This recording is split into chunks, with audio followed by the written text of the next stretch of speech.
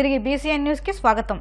అనంతపురం జిల్లా నేమకల్లు వద్ద ఉన్న స్పాంజ్ ఐరన్ పరిశ్రమల నుంచి వచ్చే కాలుష్యంతో పంట నష్టం వాటిల్లుతుందని రైతులు బొమ్మనహాల్ తహసీల్దార్ కార్యాలయం వద్ద ధర్నా నిర్వహించారు. రైతు సంఘం సిపిఐ నాయకులు నాగార్జున, గౌస్ పీరా, కోట్రేస్ తదితరులు రైతులతో కలిసి ధర్నా నిర్వహించారు. అనంతరం డిమాండ్లతో కూడిన వినతి పత్రాన్ని తహసీల్దార్కు అందజేశారు. తక్షణమే ఐరన్ పరిశ్రమల యాజమాన్యాలపై చర్యలు తీసుకోవాలని కోరారు. కాలుష్యాన్ని వెంటనే ఆదుకోవాలి. నేమకల గ్రామాల రైతులను సిపిఐ ఏపీ రైతు సంఘంగా నిరసన తెలియజేయడం జరుగుతుంది. మరి విషయం ఏంటంటే, దాదాపు నేమకల గ్రామ పరిధిలో అయినటువంటి మరి హిర్దాల్ నేమకల్లు మధ్యలో ఉన్నటువంటి ఏదైతే స్పాంజ్ ఐరన్ ఉందో దాంట్లో మరి ఎస్ఎల్ అయితేనేమి, రామాంజల్ అయితేనేమి, అదేవిధంగా మరి రాహుల్ ఫ్యాక్టరీ అయితేనేమి, మరి బాలాజీ ఫ్యాక్టరీ అయితేనేమి, సాయి బాలాజీ అయితేనేమి, ఇలా దాదాపు 5 ఫ్యాక్టరీలు అక్కడ వెలిసాయి. వీటి వల్ల దాదాపు 18 సంవత్సరాల నుంచి కాలుష్యం అనేది విపరీతంగా ఉంది. మరి ఆ ఫ్యాక్టరీలో మరి బ్యాక్ ఫిల్టర్ అయితేనేమి, అదేవిధంగా మరి ప్లాంటేషన్ అయితేనేమి, దాదాపు 12 బ్యాక్ ఫిల్టర్లు ఉంటే ఒక్కటి కూడా రన్ చేయకోకుండా మరి ప్లాంటేషన్ లేదు. మరి కాలుష్యాన్ని నియంత్రించడానికి అన్ని పరికరాలు ఉన్నప్పటికీ కూడా ఒక్కటి కూడా అక్కడ మరి ఒక మేనేజర్లు ఎవరు కూడా ఉపయోగించడం లేదు. వాటిని ఉపయోగిస్తే నెలకి దాదాపు 20 లక్షల వరకు కూడా ఖర్చు అవుతుంది. కానీ ఈ ఖర్చునంతా కూడా మరి గాల్లోకి వదిలేస్తూ ఆ దుమ్ము ధూళి అనేటువంటి కాలుష్యం కూడా మొత్తం పంట పొలాలు దాదాపు నేమకల్ అన్యసం గుడి గోపురం మీద కూడా ఉన్నటువంటి ఆ కాలుష్యము పడే విధంగా వాళ్ళు చేస్తున్నారు. దీనిపైన ఖచ్చితంగా చర్యలు తీసుకోవాలని చెప్పేసి ఈ రోజు నేమకల్ ఏదైతే ఉందో మరి మండలం పరిధిలో ఉన్నటువంటి ఎంఆర్ ఆఫీస్ చేరుకోవడం జరుగుతుంది. అదే విధంగా అక్కడ అడిగే వాడికి ఒక లెక్క, అడుక్కున్న వాడికి ఒక లెక్క అంటూ అక్కడ ఉన్నటువంటి పెత్తందారుల చేతుల్లోన మరి ఏదైతే దాదాపు 900 ఎకరాల భూమి ఉందో ఆ భూమిలో గల రైతులకు అడిగిన వానికి ఒక రకంగా నష్టపరిహారం ఇవ్వడం, అడగకపోయిన వానికి ఒక రకంగా, ఏమీ తెలియని వానికి 15,000 నుంచి 2,000, 2,100 రూపాయల వరకు ఎకరానికి నష్టపరిహారం ఇస్తున్నారు. మరి దాదాపుగా ప్రభుత్వ లెక్కల ప్రకారం ప్రతి ఎకరానికి కూడా మరి నిబంధనల ప్రకారం 15,000 నుంచి 30,000 రూపాయల వరకు మరి నష్టపరిహారం కట్టించాల్సింది. తిరుపతి జిల్లాలోని శ్రీ కాళహస్తీశ్వర ఆలయాన్ని ప్రముఖ సినీ నటుడు సాయి కుమార్ కుటుంబ సభ్యులతో కలిసి దర్శించుకున్నారు. ఆలయంలో నిర్వహించే రాహుకేతు సర్పదోష నివారణ పూజల్లో సాయి కుమార్ తనయుడు సినీ హీరో ఆది పాల్గొన్నారు. వాయులింగేశ్వర స్వామి సమేత జ్ఞాన ప్రసన్నాంబిక దేవిని దర్శించుకున్నారు. అనంతరం ఆలయ అధికారులు తీర్థ ప్రసాదాలను సాయి కుమార్ కుటుంబ సభ్యులకు అందజేశారు.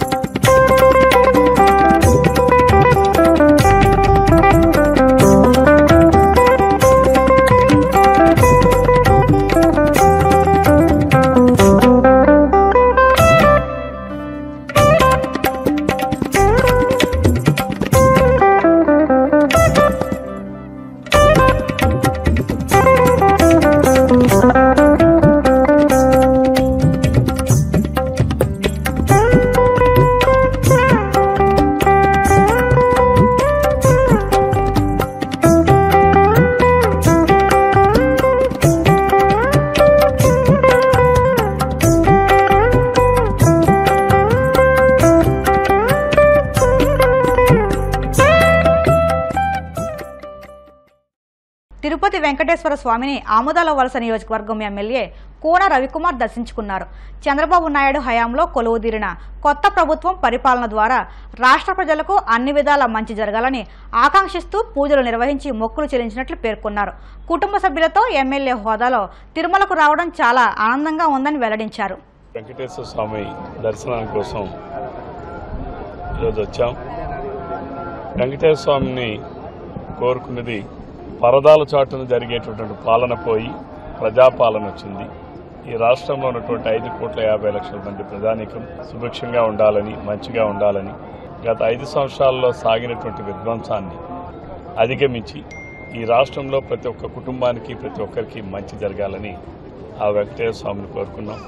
తప్పనిసరిగా మా నాయకుడు చంద్రబాబు నాయుడు గారు ప్రజలు ఏ ఆశలతో అయితే, ఏ ఆకాంక్షలతో అయితే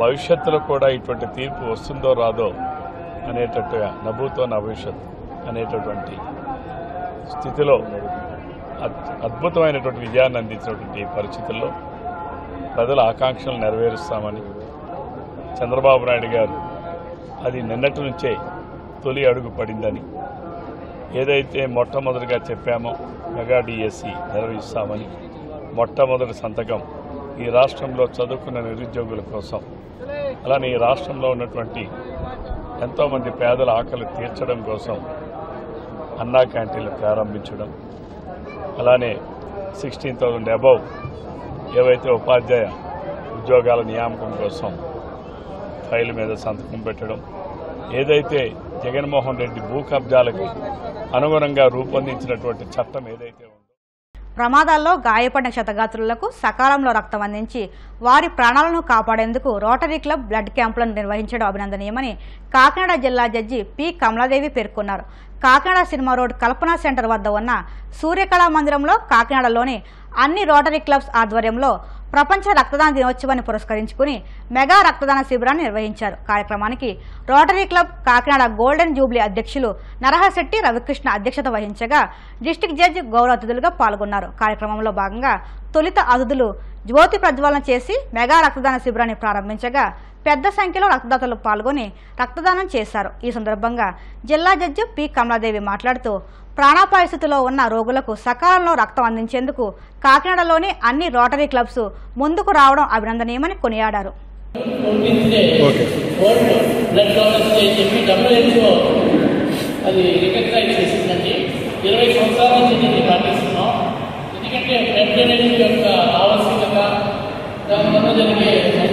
అలాగే బ్లడ్ డోనర్స్ రికగ్నిషన్ చేయడానికి ఈరోజు వాళ్ళందరినీ కూడా గుర్తించి వాళ్ళని సన్మానించడం కానీ వాళ్ళని రికగ్నైజ్ చేయడం కానీ చేస్తున్నాం.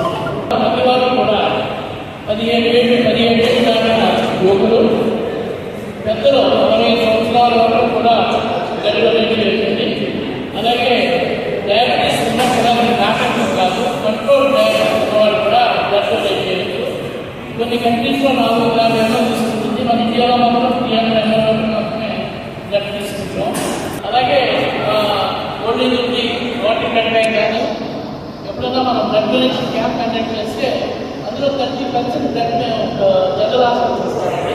అలాగే rotary red cross blood bank ఉంది. మన హాస్పిటల్స్ అన్ని కూడా ఎక్కువగా రోటరీని అలాగే రెడ్ క్రాస్ని ఎంకరేజ్ చేస్తాయి. ఈ ప్రైవేట్ బ్లడ్ బ్యాంకులో ఒకసారి నాణ్యత ఉండడం వల్ల కొంచెం అప్రమత్తంగా ఉండాలి. కొంచెం ఎప్పుడు కూడా ఈ వాలంటరీ బ్లడ్ బ్యాంక్స్ ఎంకరేజ్ చేస్తే మనకి మంచి బ్లడ్ దొరుకుతుంది. ఎందుకంటే ఈ బ్లడ్లో ఏ డిసీజెస్ రాకుండా చూసుకోవాలి. ఇక్కడ చాలా విశాలమైన ఎక్విప్మెంట్ ఉంది. ఎయిడ్స్ కానీ, హెపటైటిస్ కానీ, వైరస్ కానీ ఇమీడియట్గా మనం 1 minute ఉన్నాయా లేదా అని చెప్పి మనం స్క్రీనింగ్ చేస్తాం. ఇక్కడ ఇచ్చేసిన పాత్రికేయులకి అందరికీ కూడా రోటరీ క్లబ్ వారు ఒక రక్తదాన శిబిరం అనేది నిర్వహించడం జరిగింది. ఈ రక్తదాన శిబిరంలో పార్టిసిపేట్ చేస్తూ చాలా మంది అడ్వకేట్లు, పబ్లిక్, రోటరీ క్లబ్ వారు అలా చాలా మంది కూడా వచ్చారు. ఈ బ్లడ్ డొనేషన్ అనేది ఎంతటి అవకాశము అంటే ఎన్ని ప్రాణాలను మనము నిలపగలుగుతాము ఆ డొనేషన్ ఇచ్చి. ప్రతి 2 సెకండ్లకి కూడా ఎంతో మందికి బ్లడ్ అనేది అవసరం అవుతా ఉంది. మన దగ్గర ఎక్కడ కూడా ఉండదు. ఈ డొనేషన్ వల్లే మనం సమీకరించడం జరుగుతుంది. సో బ్లడ్ డొనేషన్ కి ఎక్కువ మంది డోనర్స్ దాని గురించి బ్లడ్ ఇస్తే మనకి ఏమి ఆరోగ్య లోపం ఉండదు, బ్లడ్ ఇస్తే మళ్ళీ బర్త్ వస్తుంది బ్లడ్ అనేది అని తెలుసుకొని ఎక్కువ మంది డోనర్స్ ఆరోగ్యవంతులైన వాళ్ళు వచ్చి ముందుకొచ్చి ఆ డొనేషన్ ఇచ్చి 3% కనుక మనం అందజేసినట్లయితే ఈ బ్లడ్ డోనర్స్ ఈ శిబిరం నిర్వహించిన దానికి ఈ రోటరీ క్లబ్ వారు ఆధ్వర్యంలో జరుగుతున్నందుకు చాలా మంది ప్రాణాలు నిలుపుతారు. ఆ రకమైన కార్యక్రమాన్ని వీళ్ళు చేపట్టినందుకు రోటరీ క్లబ్ వారికి అందరికీ కూడా పేరు పేరున నా ధన్యవాదాలు తెలుపుతున్నాను.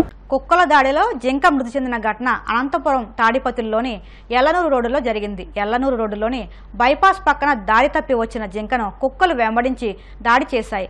తీవ్రంగా గాయపడి అక్కడికక్కడే మృతి చెందిందని స్థానికులు తెలిపారు. అనంతరం అటవీశాఖ అధికారులకు సమాచారం అందించారు. వార్తలు ముగించే ముందు ముఖ్యాంశాలు మరొక్కసారి. ఉండవల్లిలోని తన నివాసంలో లోకేష్ ప్రజా దర్బార్, ప్రజలను కలుసుకుని సమస్యలు తెలుసుకున్న మంత్రి.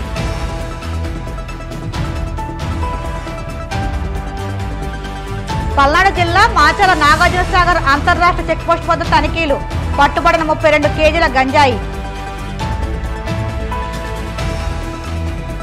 చంద్రబాబు చేసిన 5 సంతకాలపై ప్రజలు సంతోషం వ్యక్తం చేశారన్న తాడికొండ ఎమ్మెల్యే శ్రవణ్ కుమార్. డిఎస్సి ద్వారా నిరుద్యోగులకు ఊరట కల్పించారని స్పష్టం.